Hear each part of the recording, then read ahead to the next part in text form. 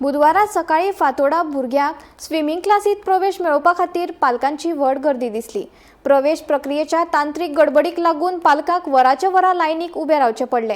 गोय स्विमिंग असोसिएशनाच्या सचिव सुदेश नागवेकरान खेळा प्राधिकरणाच्या कर्मचाऱ्यांच्या निष्काळजीपणाचेर टिका करून प्रवेश प्रक्रियेत परतून एक फावट सुदारणा करपाची मागणी केल्या।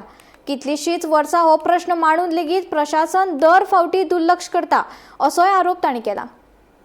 आता तुम्ही जी फाटल्यान फातोर्डा स्विमिंग पूल फाटल्यान जी तुम्ही लायन पळयतात, आता हे लोक सकाळी जवळ जवळ 5:30 सुमार आयल्यान लायनीक उबे रावले।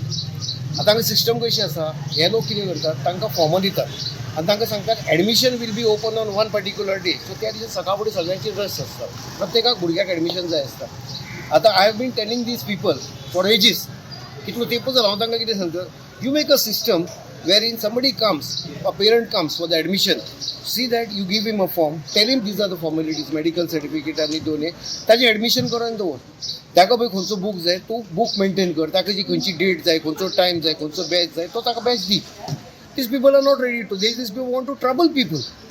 फ्रँकली स्पीकिंग आता पळय ही लोक जी आयल्या, कोणाली भुरगीं स्कुलाक वचपाची आसा, कोणा सकाळी कोणा ब्रेकफास्ट करून दिवपाक, कोणा लंच करून, सगळें सोडून ते बाबडे हांगा येवन लायनीक उबे रावले। So this is like injustice going on.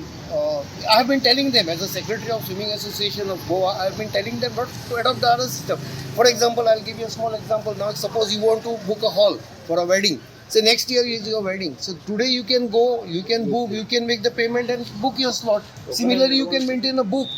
You can maintain a yearly book starting from 1st April to 31st March.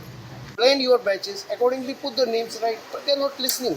They get pleasure doing this. The swimming association, see, this belongs to SAG. We are under SAG, but we don't have any interference with the swimming pool, any swimming pool. So what we do is we train swimmers, we get them to the state level, and then they participate in the national level. That is our job. But control over the swimming pool is not our. In fact, this I have spoken in the SAG meeting also in front of the Chief Minister earlier to change this pattern, but nobody is listening.